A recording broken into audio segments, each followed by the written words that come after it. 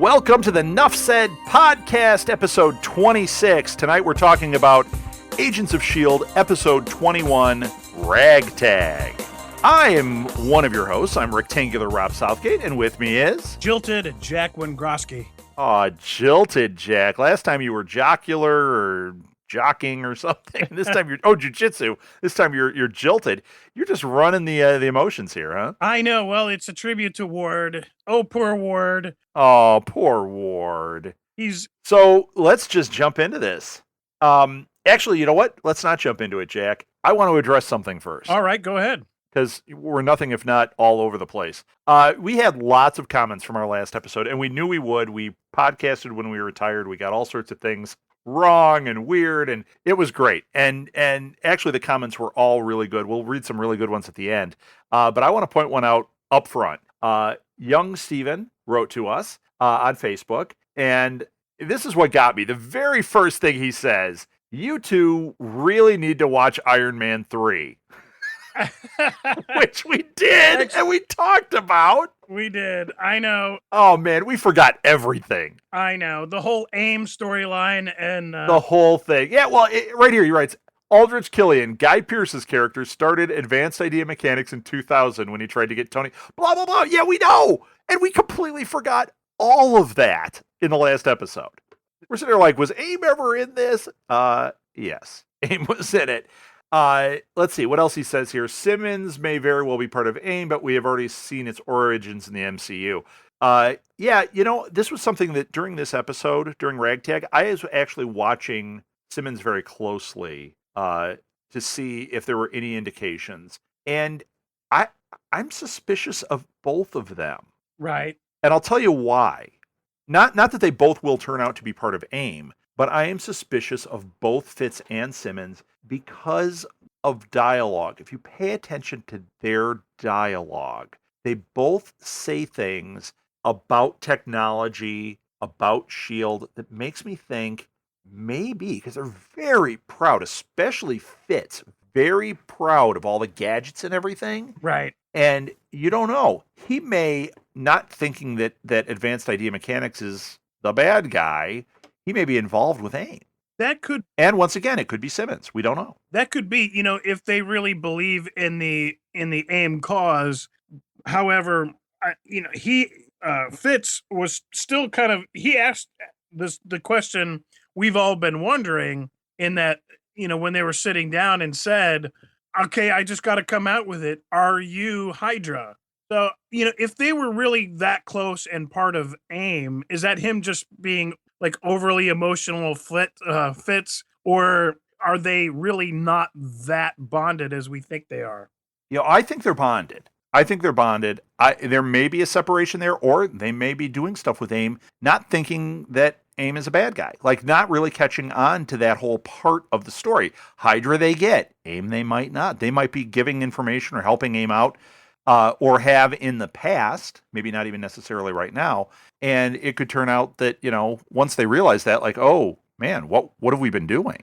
Well, I think they asked that question specifically for a reason, either to answer the questions about who else, you know, if you're doing this to one character, then, you know, why couldn't you do it to all of them? So did they ask that for that purpose? But they put these little comments in for a reason. Just like I said, Yeah. You know, the clairvoyant. Oh, there's no such thing as, well, we know there could be because the nature of the Marvel. Well, we actually know they are because we know Marvel. Right. But and we know what happens. We know what's going on. So we thought they were doing that we knew they were doing that for a reason, but the reason they did that is to foreshadow the fact that the clairvoyant wasn't clairvoyant at all.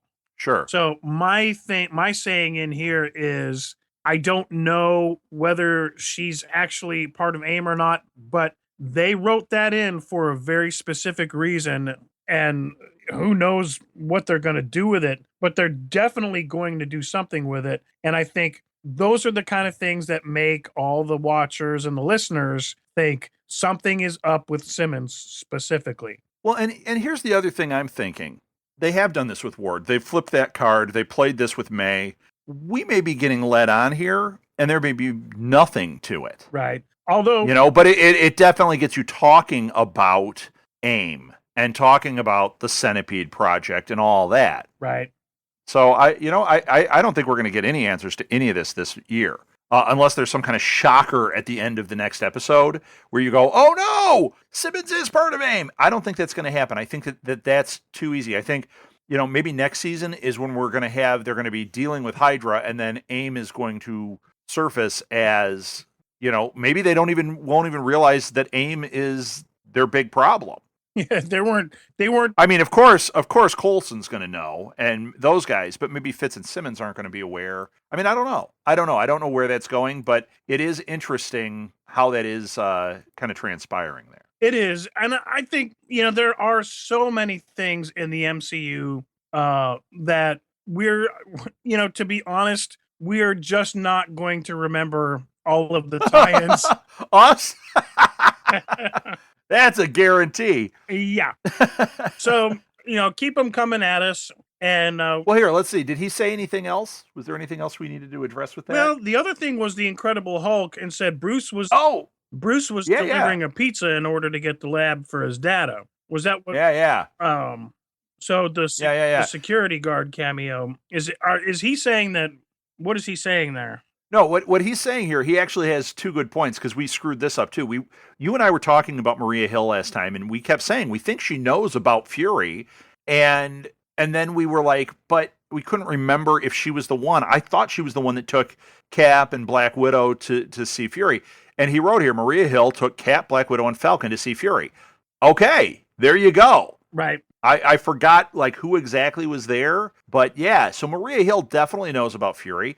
And when she said that to May, she was protecting Fury's secret. Right. And that's very S.H.I.E.L.D.-ish of her. And that's why we brought that up at that point, is when that, and that's kind of, instead of really kind of being smart, I think my point being there was when she said that, I went, wait a minute, wasn't she there? And then we couldn't answer that question. So instead of looking incredibly smart and bringing it up, I just hit the dumper, and now we both are eating it for it. Right. I took you down with me, so I'll. So young Steven, you know what? Great comments, and it did get us talking. It got us talking even offline about it a little bit. And I love when you said, please, please, please rewatch all the movies before the season finale. There's no way we're going to be able to watch them all before then. But I tell you what, this is something that Jack and I have been talking about, is what we do over the summer with this show, because this is not an Agents of S.H.I.E.L.D. exclusive show. And it's going to get real ugly next year when all of a sudden all those Netflix series hit, and if Agent Carter hits, and Agents of S.H.I.E.L.D., it's going to be like, oh my gosh, we're going to have so much to cover per episode. It's going to have to be a daily show, Jack. But we were talking, one of the ideas was to go back and take the MCU movies and talk about them over the summer. Either that or go back and do something, do the really bad ones, like the 70s Spider-Man and the Hasselhoff Fury. But I think it'd be better to do. What's wrong with the Hasselhoff Fury? That was great. There's nothing wrong with it. That was like Emmy level acting, Golden Globe. I'm sure. Oh, I'm sure. I mean, I've got all of his albums. So I think that we may not get it in time for the finale, but we will definitely, by the beginning of next season, we will definitely be on our game with this. Well, there you go. We'll give you that. So let's get into the episode, and then we're going to talk about some tweets and things we got this week too, because we had lots of fun stuff. But you know what, young Steven, thank you so much for that one. That was a good one. It really got us talking here. So awesome. And it's really sad because we did watch Iron Man 3. Both of us did recently. And we just completely botched it. So, and I just want to say, the third comment down from the left, I want to say that was very uncalled for. What was that? Nothing. I was just kidding. A little Facebook joke. Just to keep us from getting too organized. Yeah, well, you know what? Let's go back to disorganized right now. Speaking of. Okay, so it starts out with a flashback. Teenage Ward, 15 years ago. Garrett looks the same, but I got to say, the casting on Ward was amazing. It was. That did look like the facial expressions and the bone structure was very close. Yeah, it was really, really, truly amazing. And I was watching it with my daughter Molly again, and it was funny because she said right away something like, "Oh, is that Ward when he's young because he looks so much like him. Right. Like she picked up on that. And you know how they did that where it was, supposed to be time passing, and then all of a sudden it was Ward. It was really well done. And she even said, did he change in this scene or the scene before this? Yeah, it was a fairly seamless. Yeah. It was like real young Ward, and then it was this actor playing a younger, like the Right. next level. And you go, yeah, when was the transition exactly? Yeah, that was really, really good. So kudos to the show for that one, man. That was really cool. And it was probably the best I've ever seen where they cast a kid, and I mean that guy's not a kid, but where they cast somebody younger that really truly looked like him. Right. Now they've been referencing what Ward really owes Agent Garrett, and he's when you just don't understand how much he owes Garrett, and Right. so this is their attempt at really kind of letting us know how really deep this goes. Yeah, right. It was filling in those holes, and I got to say, this was very believable. I loved that whole thing. He's sitting there in juvie hall. He calls him out on all this stuff. I wrote down like when he said, "Hey, did you know your brother was alive in there when you lit the house on fire? I was a pyro too." And you can tell he was a dirty guy then because he said, "I used to make money doing it." Right. It's like, man, he's got a really bad guy streak in him. Well, it's a lot like cops. When they become cops, a lot of times, they were kids in trouble, but Right. instead of kind of going that direction, they use that kind of need for speed like in a more positive way. Sure, sure. And I think that's the way that Garrett was. He had kind of turned that adrenaline junkie into an agent of Shield. And obviously they've really set up the series where Shield is really not a true good guy in the classical sense of the word. Right. Shield. Well, they're a big government type organization. And so their idea of policing the world might be just and good and everything, but you know what? It's got some rottenness at the core, and aside from that, it is a big machine, and there's secrets and there's lies and there's all that stuff going on. I mean, this is an organization that's got a ton of Gitmo bays in it, and things that we don't even want to know. So my point being is, really what kind of changed Garrett is the fact that much like Agent Hand was going to leave Coulson, somebody left him out in the field to die. And, he had to scoop his guts in. And how about that when he was telling that story? Yeah. And, and I thought, that could have been Coulson at any time, or even in the mission, that could have been Warden Fitz. This is an organization that will leave your butt in the middle of nowhere. And so, hey, sorry, the mission's over. There's no support. So that's really when he changed. Hydra saved him, saved his life, hooked up some centipede up to him. And that's what's. Oh, yeah. Well, they said he was the first. Now, that was 1990. Is that what he said? Or 92? 1990. So 1990 is when this happened, and he was the first of the Deathlocks. Right. And, okay, let's talk about that for a second. When they showed the panel on him and everything, one of the things I loved, because I'm such a techie nerd, was the hookups that he had sticking out of him. He just had a regular old, RCA plug on there. And I thought, man, if this was Deathlock now, he'd have, HDMI connectors, optical coming out of him. Nope, he had the janky oldness there. Right. Yeah, they even used the kind of connectors that they did back then, and that was a nice touch. Yeah. Well, and the tech around it was so cool, but the connectors and that was old stuff. The other stuff just plain didn't exist. Right. Well, they used that another throughout the episode with what's the agent that's replaced Ward on the team? Triplet. His grandfather's bag from World War II. Oh, and that was my favorite part. Is that a hypno ray? Oh, that was so fantastic. He was one of the Howling Commandos, his grandpa. Yeah. And he had that bag. And of course, I love how they're going through it. And Coulson because I remember how he was with Captain America, like super geeky about that old stuff. Right. Here it is. This is the Captain America era stuff.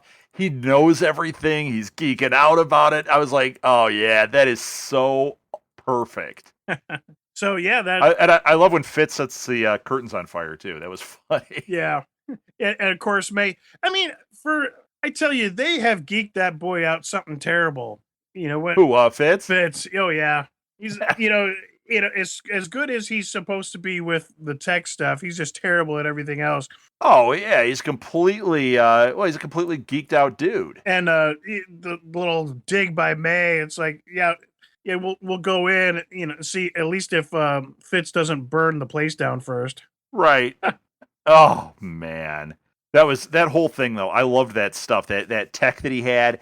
I actually loved this whole beginning. I loved well, actually, here, let's talk about the tech first.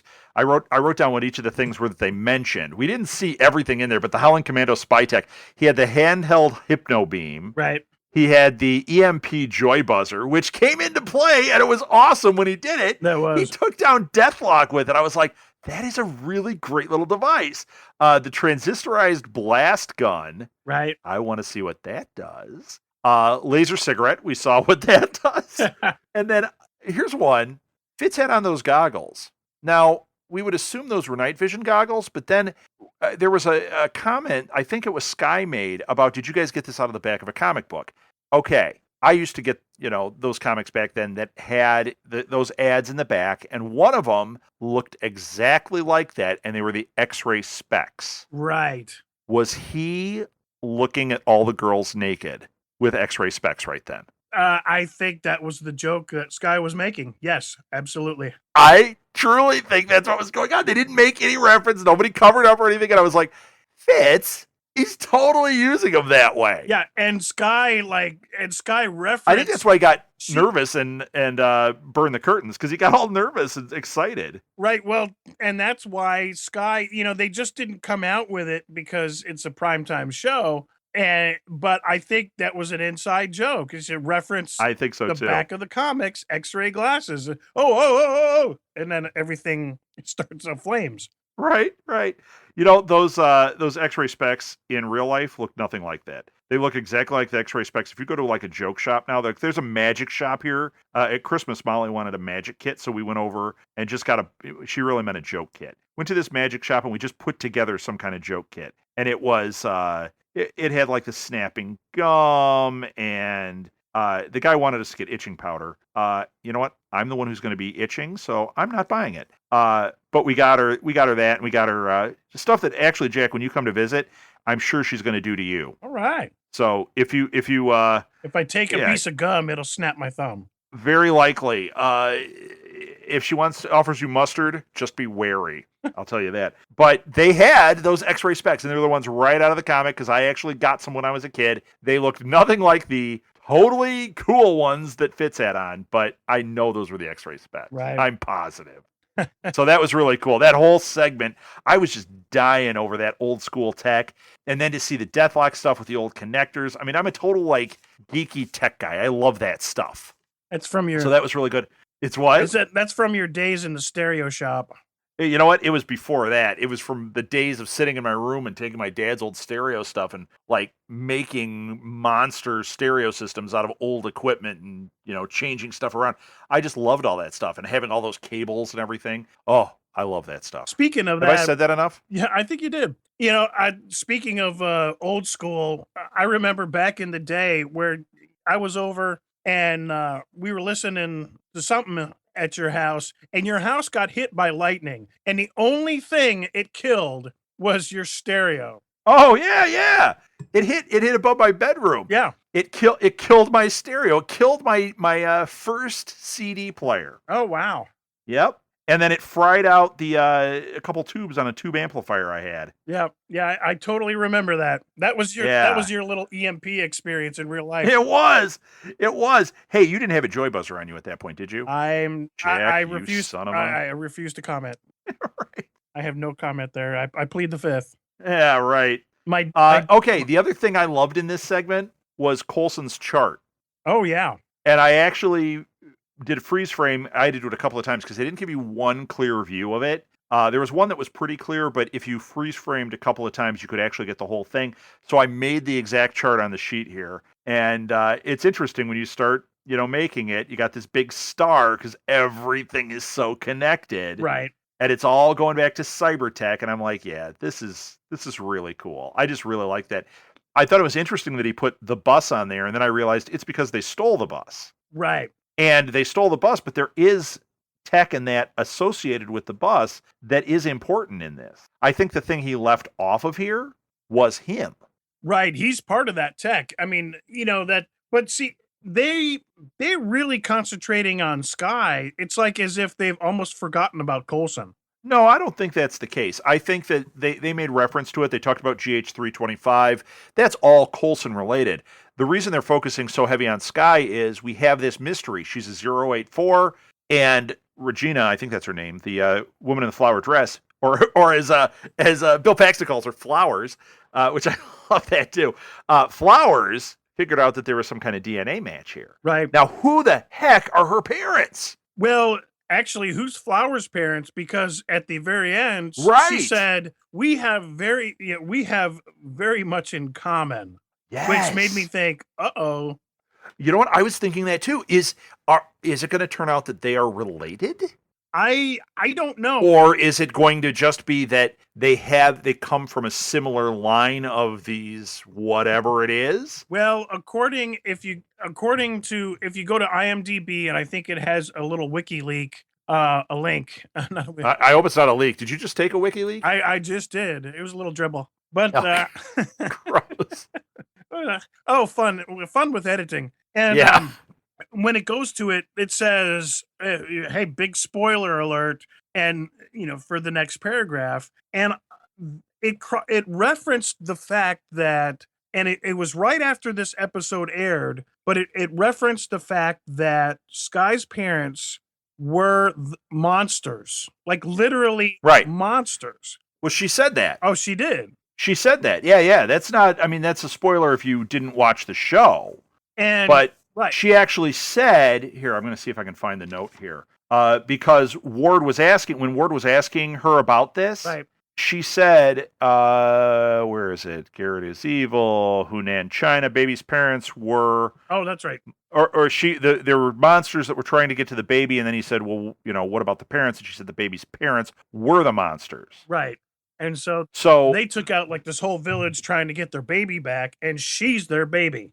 Right. But was it that they wanted their baby back, or is it that this baby has these special abilities and they were trying to harness the abilities? Like, what I mean by that is, was it maternal? Even though they're monsters, they're the parents and they were trying to get their baby back and they were fighting for it. Or was it, we made the perfect monster, we want this monster for our organization? And for monster, does it mean monster, or does it mean they were high up in AIM, or they were high up in Hydra, or whatever that is? No, I think it's some sort of... I think it's literal monster. Literally, too. Yeah. Well, what we would almost kind of think of as monster back in the day, they would have called an alien or something from Asgard. But yeah, whatever that is. And once again, is Flowers going to be related, or are we going to find out that there's like Flowers is Asgardian, let's say? And we know that's not the case, but let's say that she turns out to be Asgardian.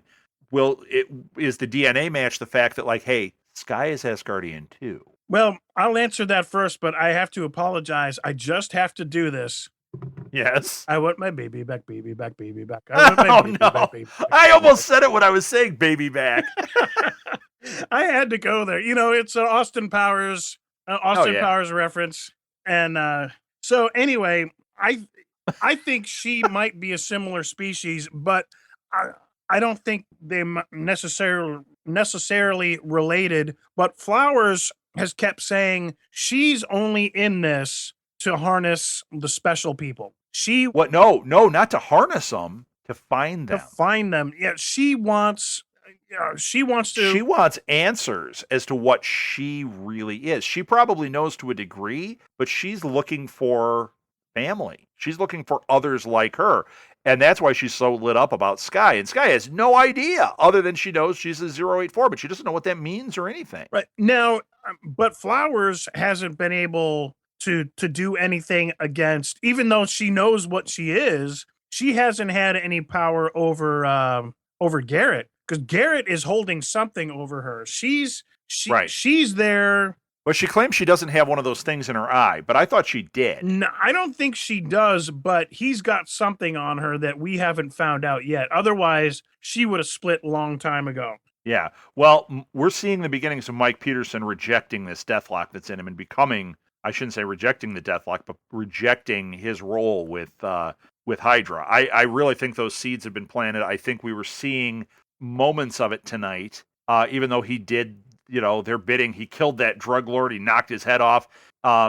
His conversation with Flowers is the one that made me think, yeah, he's trying to figure out how to get out of this. Well, and I think, and when he does, and I think that's going to be next episode, I think he's going to turn on Hydra and somehow survive it, because Deathlock cannot just die. Deathlock is going to be Deathlock going forward. Right. And maybe he'll get a little bit better outfit next year so it doesn't just look like a football pads that were painted. Right. Because that's what it is right now. Oh, yeah, it definitely, it looks like something from a high school production. Right. Well, it's Glee. Yeah. It's the Glee version of S.H.I.E.L.D. Yeah, he's going to come out one episode and I am Deathlock. But shouldn't they really be doing X-Men? Because isn't there a wheelchair kid on that show? Oh, ouch. Making fun of Glee and X-Men all at once. Ka-chow! Oh, man. Yeah. Oh, did you hear that they're talking about doing an X-Men, like an X-Men TV series? I did not. Yeah, they're circling about that. Fox is kind of circling like, hey, there's a possibility. I think if they did that, they could do like the New Mutants or something like that. That would be fantastic. Oh, yeah. I'd be in on that, man. So we'll just have the Nuff Said Network, and every day we'll have a different podcast about one of these shows. You and I won't be on all of them, so the listeners can rest easy. Right. Hey, speaking of mutants, bring me up to speed on what's with the miracles. What's there to bring up to speed? He mentioned it at the end of Captain America 2. That's what Von Strucker called these 084s, basically, which means that's language in the Marvel Universe. Now, did they mention miracles again in this? I didn't catch it. They didn't, but I'm trying. I know they're going to start calling them miracles, though. My gut tells me that by next season they're going to start calling these miracles rather than mutants, because they can't use the word mutants because that's X-Men. Well, I guess that's my question is this going to be what they consider something different, or is this going to replace the term mutants just for... Well, for the MCU, I think it will, because we kept saying at the beginning of the season, we kept talking about how they could use the Inhumans, which would be an awesome way to go. But do they really want to label some of their key superheroes as Inhumans? Labeling them miracles has a much more positive spin. Then you can have the Inhumans be a group. Right. Which is more your mutant-y type characters. But overall, they call this whole general group miracles. Well, I think that's what they're doing. I thought it was more like a different class of mutant. Well, it is. It's a different entity, but they can't use mutant here, and they can use Inhuman. Do you really think they can't use the term mutant? I mean, they can't. Really? I mean, it would be like saying that you can't use the word Kleenex when it's really such a common. No, it's part of their. They never say it in any of the movies or anything. The reason they can't is because Fox owns the X-Men, and the X-Men are mutants. It's part of that whole thing. So they got that language. Yeah. Okay. It's just like they can't bring up. Like they would never on the X-Men, they would never have a discussion about Asgard. Right. Now, where it gets tricky is what's going to happen with Age of Ultron, because Scarlet Witch and Quicksilver in the Marvel Universe, in the regular Marvel Universe, I guess we'll call it, are the children of Magneto. But Magneto cannot be involved in any way in Age of Ultron. Well, unless, and I think. Okay, we're going to get into this real quick. At the end of Spider-Man 2, they had the preview for X-Men. Right. Okay? And generally, like, I watched it and I was like, that was just a commercial. It makes sense. Their story about it makes sense. They said that the director couldn't... he was under contract with Fox and he did 500 Days of Summer for them. He made the Spider-Man movie. He was able to do that. They wanted him to do something over at Fox again. He's under contract, and they said, look, if we can put this commercial at the end of X-Men, or of Spider-Man for X-Men, you can have Mark Webb direct Spider-Man. Right. Okay, makes sense, right? So what we saw was a commercial, and the reason I say that wasn't tied in, a lot of people are saying like, ooh, does that mean Spider-Man's going to be in an X-Men thing or whatever? No, there was no reference to Spider-Man. There was nothing at all to do with those Spider-Man movies in that little tag at the end. It was just a commercial, and I actually think that was a misstep because they had the preview before the movie, and the preview before the movie was rocking good, and this thing at the end of it, it was like, yeah, if they could have tied it in somehow, it would have been more interesting, but they're not trying to tie it in. But that was my initial thought. Now I have a little bit different thought. I think that's all accurate still. But I also think in some very tiny way, we were seeing them testing the waters. It got a lot of buzz. A lot of people are talking about this. You think they're not paying attention to that? I would bet money that there is some behind the scenes talk of Fox and Sony maybe letting some character bleed over happen. Right. They're not going to bleed over into the MCU. They're not going to try and let that happen. But this Spider-Man, you're not going to see do that. Although, wait, when they were doing Avengers, they were very close to having Osborn Tower in the skyline of the Avengers. That was something that they worked out at the last minute, and they just couldn't make it look right. It was too rushed, and they stopped it. But that was when you saw that skyline shot at the end, and you saw Stark Tower. An Easter egg they were going to put in is have Oscorp in the background. Right. If they were going that far, that is acknowledging the Spider-Man universe. Does that mean that they would never, as Sean Connery would say never? Yeah, I like it when people say, oh, they could never do this. Right. There's always their contracts right now say no, but contracts are meant to be broken. Right. And there's money to be made here, obviously. Well, So when I say they're not going to have Magneto, we could be really surprised that there could be a Magneto. Magneto could make an appearance, although it is a different Quicksilver and a different Scarlet Witch in Days of Future Past than what is in Ultron. Right.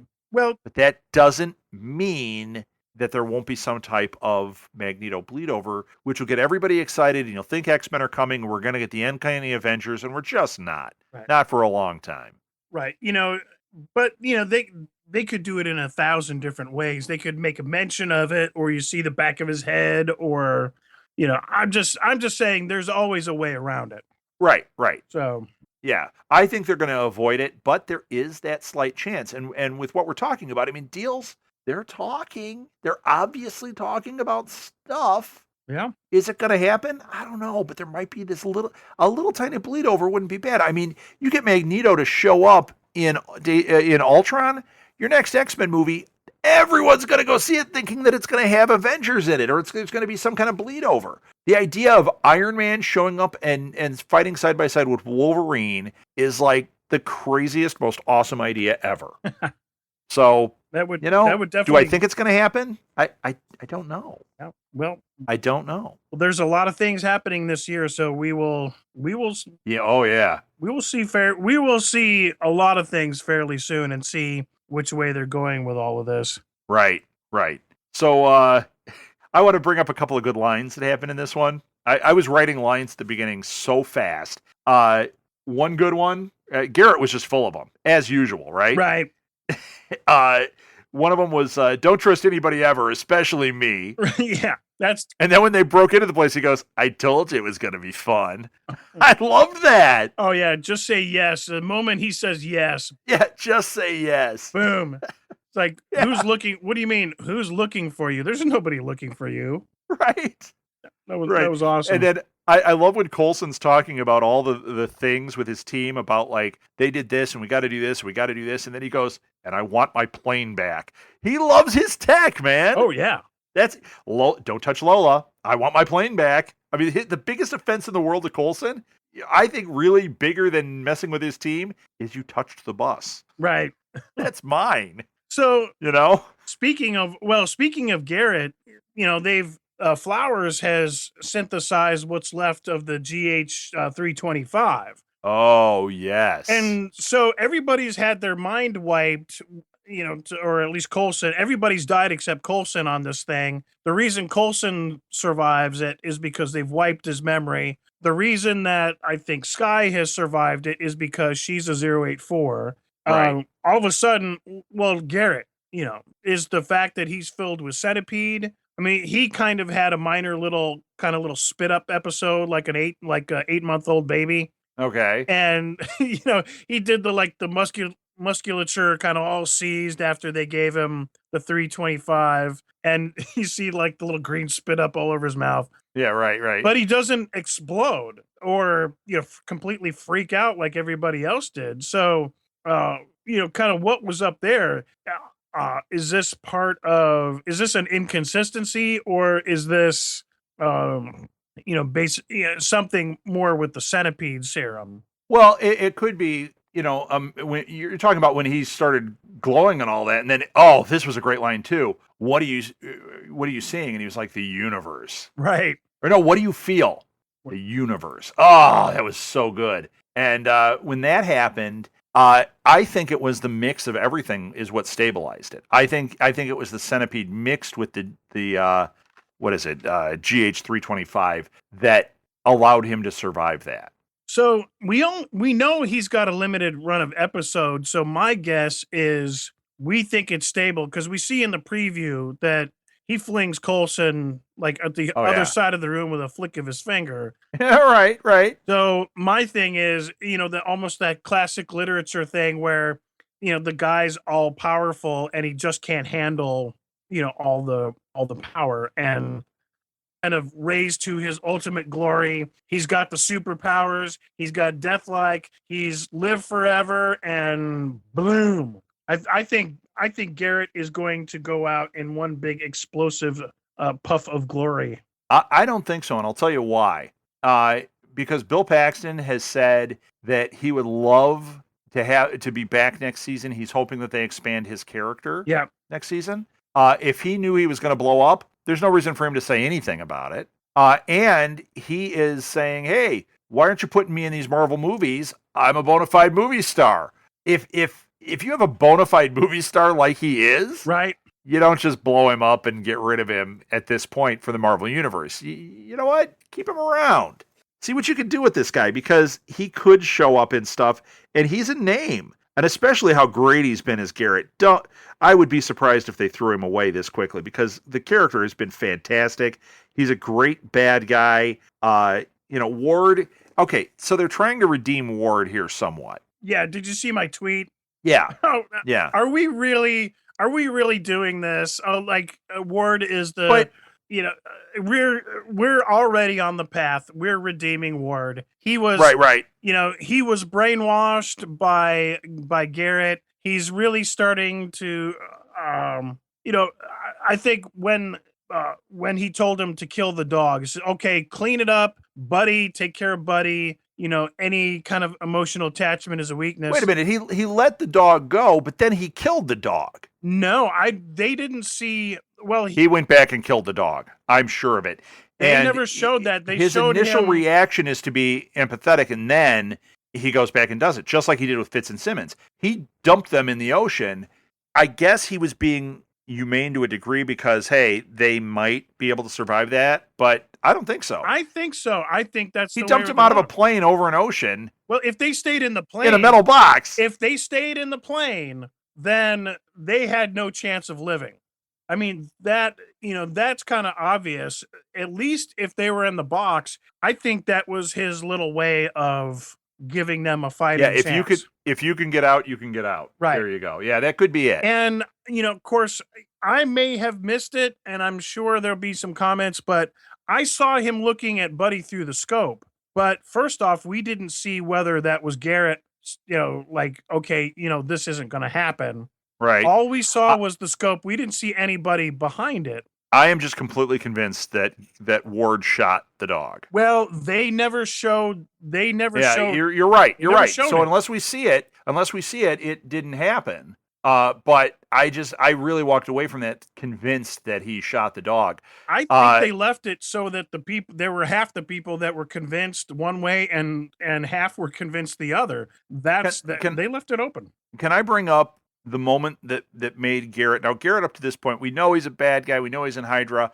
But in this episode, Garrett showed that he is pure evil. Can I bring this moment up? Yes. Do you know what moment this is? I'm not sure. He lied about bringing tacos. Oh, that is true. That was pure evil.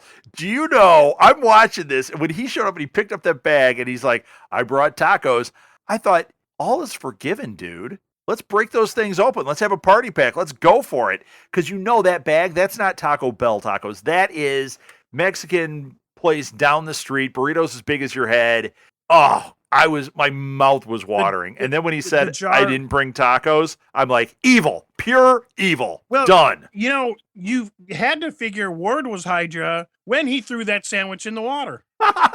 You know what? Maybe the food thing, maybe Whedon knows that, like, that's his tell. If you see somebody throw something so precious as that sandwich or these tacos and play with your emotions with them, you know they're evil. Maybe that's the tell. Well, there was an old... it's why I love Simmons, because she makes the sandwich. And the pancakes. And it's why I don't believe that they're going to be evil, because, frankly, Fitz loves the pancakes and the sandwich. Right. There was an old... And I think he would have been offended by the tacos. I think he would have used his laser cigarette thing to burn him. Oh, totally. You didn't bring... look, I don't care that you left me for 6 months or how long it was. Right. It was supposed to be, just a short period of time. It was quite a long period of time. And, right. And Oh, it's like, I'm not mad about that, but really the tacos, that hurt.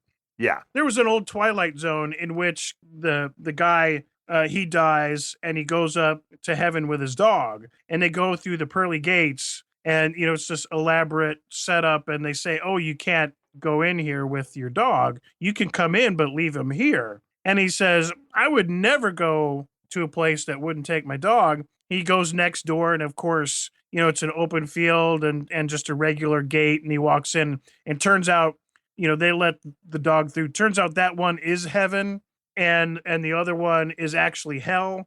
And, that was the test. Well, I think the tacos are the Hydra test. The tacos are the test. Anybody that would throw away tacos has to be Hydra. He didn't throw them away. He didn't even bring them. He lied. Liar. You lied about tacos. All hail Hydra. No. Yeah, not when it comes to tacos. That was sarcasm. And you know what? Officially, that was on Taco Tuesday. Really? Well, it's Tuesday. Tuesdays are Taco Tuesday, my friend. Well, what is Wednesday still Prince Spaghetti Day? I don't know. Taco Tuesday is where you stick me. Okay. I do like that Prince Spaghetti Day, though, thing. Whatever that sentence was. I say that often around here when Molly's talking about the princes in like a Disney movie or whatever, and she'll say, what's his name? And I'm like, it's Prince Spaghetti. Always Prince Spaghetti. Wednesday's Prince Spaghetti Day. So did you catch when they were at Cybertech?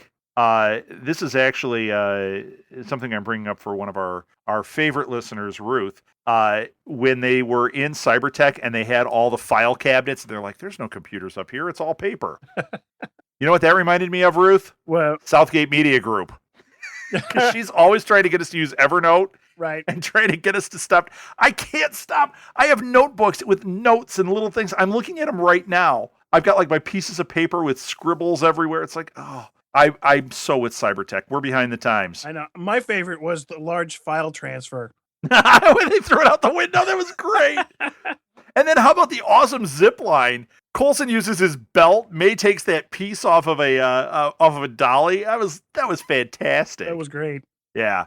And here's another thing that was interesting. Watching that whole scene with Garrett and Ward when he was young. Now that we know the time frame, Garrett had been Hydra for a long time already. Oh yeah. So it wasn't like, because when he met him, he was talking S.H.I.E.L.D. He kept talking S.H.I.E.L.D. until he flipped the cards and told him, I'm with a secret organization within the secret organization. Right. But before that, he kept talking about S.H.I.E.L.D. And when you think about it, when he got that deathlock in him, that was 9 years before he met Ward. Right. So he was clearly already, immersed in Hydra at that point. Don't we all have? And he was walking around with his thing. I wonder if that Deathlock site he had one of those old modems in it. So like he'd be sitting in a coffee shop and also, You've got mail. Oh, I have to leave right now. Don't we all have a little deathlock in us? Would you like some? Hey, Hey. but seriously, Yeah. folks, we'll be here all day. No, unfortunately. Feels like it. So they put the centipede serum inside of Garrett, and We're gonna have to take a pause right now. and he saw everything in the universe. I wrote Ward has humanity, didn't kill dog, and I wrote yes, he did. Garrett centipede's out. I'm just going through my notes fast here. What do you feel? The universe. I loved that. Okay, we're at the end, and we see that Asgard Berserker staff again. Right. Now, I watched this ending a couple of times, and the reason I did, I just want to point this out. So we see the guy standing there, and we see the Berserker stick kind of glowing. If you watch the agents and listen, it sounds like a Hulk is there. Really? Or something. Well, something big, because it goes like boom, boom, boom. And their eyes they're looking straight ahead at the Asgard guy, and all of them look to the left. I wonder if we're going to see, well, you know what? It could just be Deathlock. You know what? Now that I think about it, it could be Deathlock. But it reminded me of like the sound that Hulk makes. Now, we're not going to get a Hulk at the end of this season. There's no way. But it was something. The guy with the Asgard stick was there, and something else was there. It's probably going to be Mike Peterson. So do you think the Berserker is our previous friend that's going to save the day, or is he part of the crew Oh, no. I don't think it's going to be Peter McNichol with that, because they didn't have it. Remember, they took that staff and they put it down in the basement at the facility, and when Garrett and Ward were in there, that was what Ward pulled out, was that staff. Oh, that's right. So we know clearly that Hydra has that staff, and this guy is going to turn out to be Hydra. If Mike Peterson is there, this could be the turning point, though. It's a good thing I never forget small details like that. If they can somehow, maybe the EMP, the little EMP thing can short circuit the thing in Mike Peterson's eye. Maybe when they pull that thing, it makes his Deathlock fall down like he did Garrett, which that would make sense. Right. But that gives them a chance to get that thing out of Mike Peterson's eye. Well, it might, but here's the thing: is there was a room full of these little super soldiers with the eye implants. Yeah, but they might be able to deal with them if they can neutralize Deathlock. Right. Or if they all have the eye implant and he pushes that thing, they all fall over with their heads, like clutching their heads. Ooh, that'd be fun. And then May goes around and kicks everybody's butts, because what was that with May tonight? Going down that hallway when she saw that guy, she completely kicked that guy's butt, and she did the little moves. May was fantastic. And she was in the geek librarian suit. Oh my God. Oh, it was just the best. And that whole scene, we didn't even talk about that scene. That was great too. That was every geek's fantasy right there. Oh yeah, she had the glasses and everything. I love when she's like, they were dressed like Fitz and Simmons, and I love when she's like, "Is your sweater itchy? Mine is itchy." Yeah, that was just great. And I like the interchange when they're imitating the fight between Fitz and Simmons over the earpiece. Right. And he even did the accent when Coulson did the little accent at one point. Right. Yeah, and I love their names too, Dr. Rome and Theo Tittle. Yeah. Now, and then when you heard the pizza, did you catch his name for that? No. I've got a pizza here for Pablo Jimenez. Oh, yeah, that's me. Yeah. I did. Pablo Jimenez. Yeah, that was great. Like nobody's gonna pick up on that one. Yeah, no. And then there was another good one when Sky said to May, when they were having their little chick talk heart to heart about Ward, right. And she said, "You've got hate foo." Hate foo is great, man. This one just had so much that I enjoyed. Just don't redeem Ward. Let him be a bad guy. Yeah, I think he's so much more interesting when he's a bad guy. And I didn't I predict this last episode? What? The whole redeeming of Ward. They're already doing it, But I still say they're not going to do it. I think they are. I don't think they're going to end up doing it. I think they're going to give him humanity. That's his weakness, and that's why he's going to have trouble. But there is no way he's going to flip back and be part of this team. Not any chance whatsoever. I disagree. I think the constant sobbing from Fitz and the fact that he let them, they left it open to whether or not he killed Buddy. When he ejected those two into the ocean, it was like, okay, if he opened that, he's got to kill them. He's got to do something with them. They can't be on that plane. That's very true. You may be right, but I really don't think they're going to have a redemption story. If anything, when he's redeemed, it'll be when Ward is done. Like he will die in his redemption.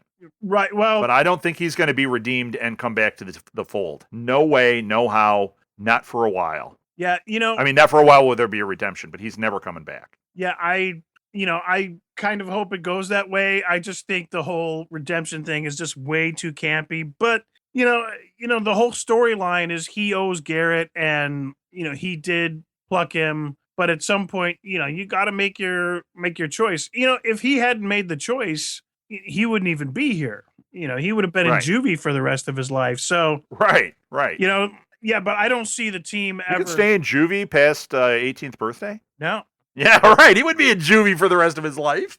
He'd be in prison. And we'd have a different show. We'd be watching Oz. Ooh, ouch. That leaves a very bad visual. Yeah. Ward and Oz. Word in Oz, yeah. Yikes. Mm. Either that or he would have been one of the characters in the All Hail the King.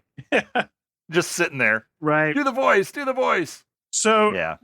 I like the other quote I liked was Sky saying, we thought Garrett was in this for Hydra. It said, in truth, he wants to be a real life boy again. Yeah.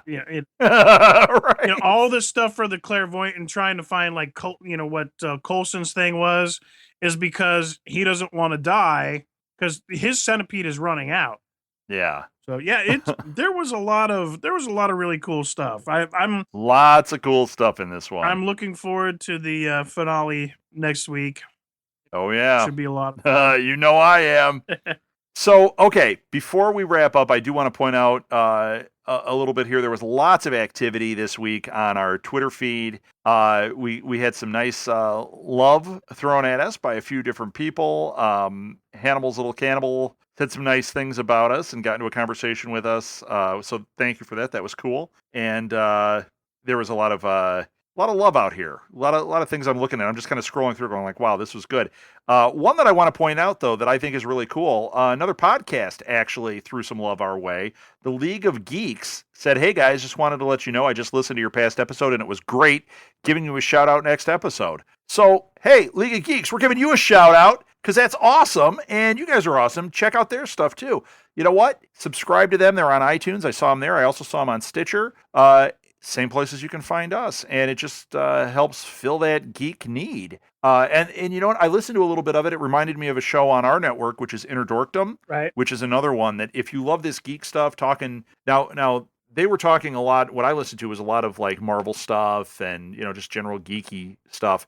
Inner Dorkdom, they get into a lot of sci-fi and comic books and stuff, games. It's You know what? I think they're really good companion podcasts. It's definitely worth checking them out. But big shout out to League of Geeks. And I had to get a plug in for our own show, too, because our guys try really hard, and I love their show, too. So Yeah. And it looks like nothing has been officially put down yet, but it looks like we are doing another roundtable with the Helicarrier podcast, Level 7 podcast, Fantastic Geek. Looks like we're going to do another roundtable wrapping up the season, which will be fun. That will be great. And speaking of shout outs, about 9 minutes ago, Alyssa Lopez posted on our Facebook page that ABC is renewing S.H.I.E.L.D. Hey! All right. Yeah, so we've got season 2 coming up, and they've ordered the Captain America spinoff, which So they did order. That's the Agent Carter one. So that is ordered. Awesome. Yep. So they're doubling down on the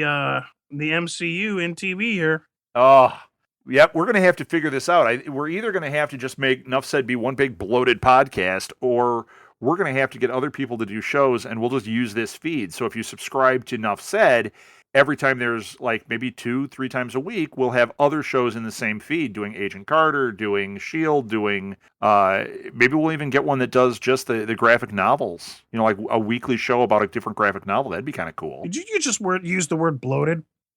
I might have. You know what? I'm looking at myself in a mirror right now, and no, I'm not actually, but I am probably bloated. Yeah, me too. So I was getting a little touchy there. Let's wrap this thing up.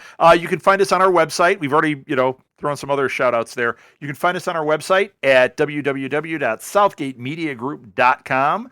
You can follow us on Twitter at the Nuff Said Podcast. Whoops, it's not just at Nuff Said Podcast. You can follow Jack. You're on Twitter. I am at Jwengroski, JWENGROSKY. And I am at R Southgate. And we have another one that Martha actually runs, which is my wife, which is SMG Pods. So lots of Twitters there. We also just launched a Tumblr page, and we need followers. And the more followers we have, we'll follow you back, and we'll start pinning your stuff and sharing it, or reblogging it, they call it on there. So please find us on Tumblr. That one is just Southgate Media Group. And that has been a lot of fun. We've just started. We only have a few followers, but lots of activity on there.